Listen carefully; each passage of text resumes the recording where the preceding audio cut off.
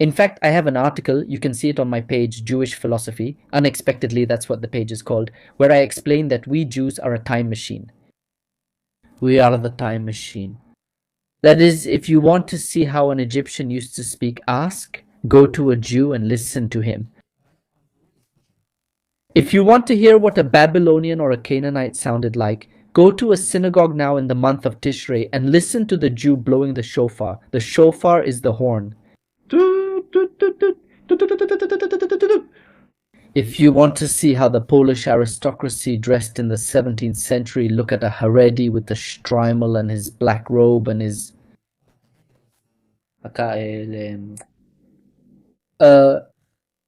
well, with all the garments. If you want to see how everything. Do you see this garment? Everything.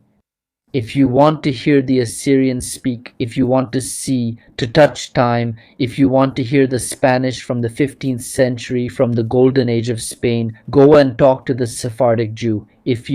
Or a Jew from Salonika, or a Turkish Jew, speak Ladino with them. There are people who speak Ladino nowadays, the Jews. The language they spoke, I don't know, Lope de Vega. I don't know. We Jews are a time machine. Why? Because we have been all over the planet. And wherever we set foot, we knew how to take the best from each society. For example, what's this month called? Tishrei. The next one, Mahashvan, Kislev, Tammuz. The months have Babylonian names. We take what? From history, what is useful. And what isn't useful, we discard. What is useful, we take. The Jewish people are a time capsule. A box, like those time capsules that people bury. And they keep them stored away. And when they grow up many years later, they dig them up and remember their childhood. That's what we Jews are, because we are the how do you say it? The concentrate, like a juice, or those concentrated juices they have. And you add a little bit to the juice and you add water and stir. It's the Jewish people. We are the concentrate of the nations. That's why it's said that the people of Israel were chosen among the nations.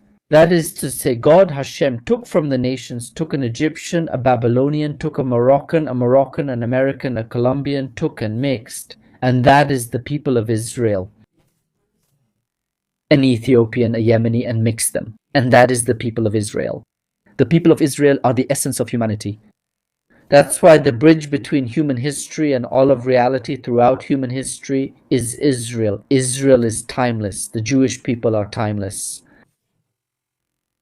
The language we speak is a millennia-old language.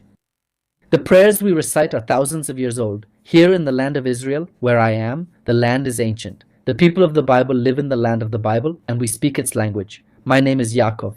That's my name and the language. That's the name of our patriarch, Yaakov, Abraham, Isaac, and Yaakov.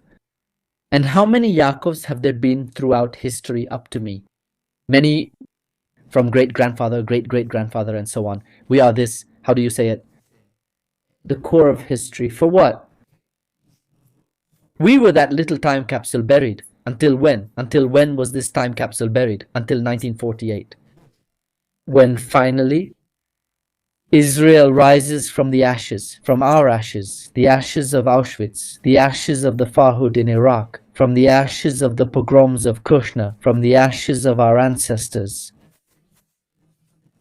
The expelled from Morocco, the expelled from the persecuted in Ethiopia, from the kinder transport, from all these ashes of the Inquisition, of the Crusades, they rose from the ashes, like the vision of the dry bones.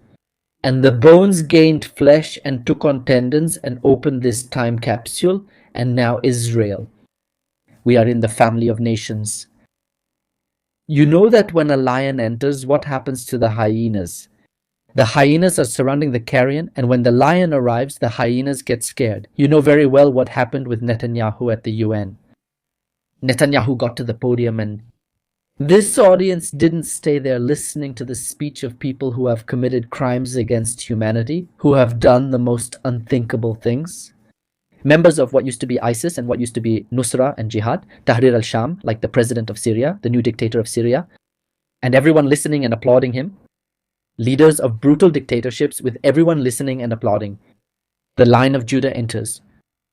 And not because I'm a Netanyahist, I don't vote for Netanyahu. I mean, I'm not a Bibi supporter. I don't even know if that's a thing, like a Bibiist.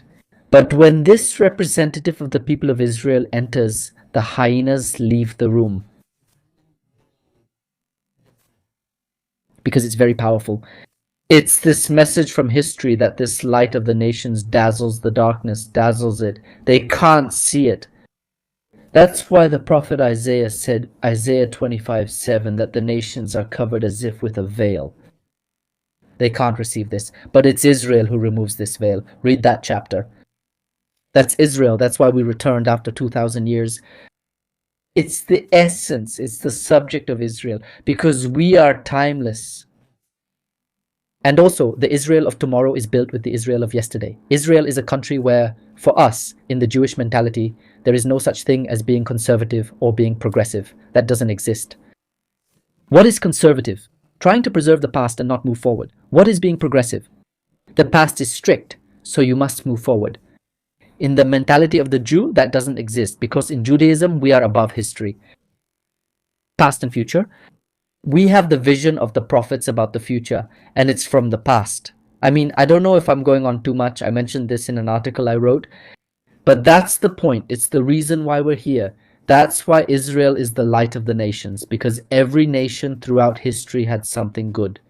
Every nation has contributed something good to the world. China, Japan, and others have all made positive contributions throughout history. Israel, since we were spread out among these nations. We picked up the good things. Every time we came across a good ideology, we took something good from it. For example, do you know the bad things that, for example, socialism, communism, Marxist ideas have done? They have caused catastrophes in the world. Do you know the only place where socialism worked on the planet? Israel. In Israel, the Kibbutzim movement, the Kibbutz, Ben Gurion, and all these, Gordon, right? And all the pioneers of the Israeli left. Israel, the Halutzim, the pioneers who revived Israeli agriculture, the structure of the country of Israel, was the only place where socialism worked in history. If you go to a kibbutz, it's the only place where socialism actually works. It's crazy. That is because we knew how to take the good parts. That's why it's written, this is from Rabbi Meir, one of the sages of Israel, who knew how to remove the peel and take the fruit. Yes, that's from our literature. I know there's a parallel to this in Christian literature. That's the idea of the people of Israel. And now, since we take this, that's why we are the light of the nations. The nations have all these, how can I say it, like a vessel that breaks. Like, imagine a wine vessel that has a very, God, let's say, prepared this wine so that the nations could enjoy it. I'm not promoting anything. Not alcoholism or anything. It's just a metaphor. And humanity had this wine and could really make a very pleasant world. And boom, the bottle fell and broke all over the place. So there were these fragments of glass from the wine, but even in the glass fragments, there are still drops left. That is, this essence hasn't been lost. This broken container is everywhere, and that's what we're doing. We're doing this repair. Together with whom? With the Noahides. The Noahides are those who are helping to assemble the future of humanity. Alright, up to here. Greetings to people whom I've already seen. A great